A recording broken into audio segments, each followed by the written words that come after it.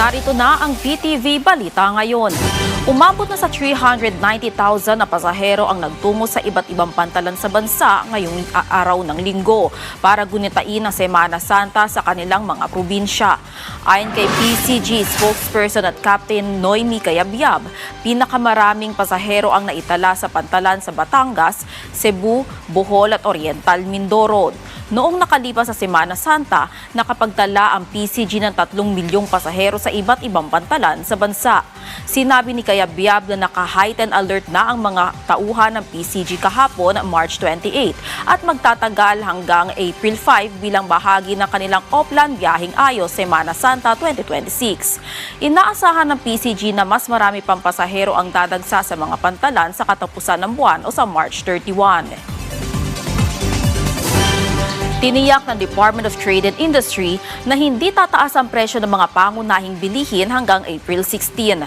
Ang pahayag ay ginawa ng DTI matapos isagawa ang pulong sa mga manufacturer sa bansa.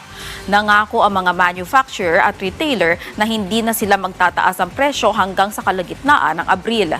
Hawak ng DTI ang 726 na mga paninda o mga essential products na kasama sa registered retail price.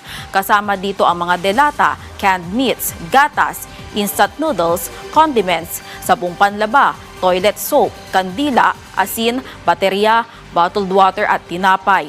Patuloy pa rin ang babala ng DTI laban sa profiteering o mga nananamantala ng presyo ng mga pangunahing bilihin. Inihanda na ng Department of Labor and Employment ang 1.2 billion pesos na standby funds upang tulungan ng mga manggagawang nawala ng trabaho dahil sa energy crisis. Ayon sa DOLE, bahagi ito ng Unified Package for Livelihood Industry, Food and Transport o UPLIFT program ng gobyerno sa ilalim ng Executive Order No. 110 na nilagdaan ni Pangulong Ferdinand R. Marcos Jr. Karamihan sa pondo ay mapupunta sa tulong pangkabuhayan sa ating mga disadvantaged o displaced workers at DOLE Integrated Livelihood Program o mga panandaliang trabaho at maliliit na negosyo. Bago pa man maramdaman ang energy crisis, nagtulungan na ang DOLE at ang 110,000 na manggagawa sa unang 3 buwan ng taong ito. At yan ang mga balita sa oras na ito. Para sa iba pang updates at i-follow at like kami sa aming social media sites at sa PTVPH. Ako si Vel Custodio para sa Pambansang TV sa Bagong Pilipinas.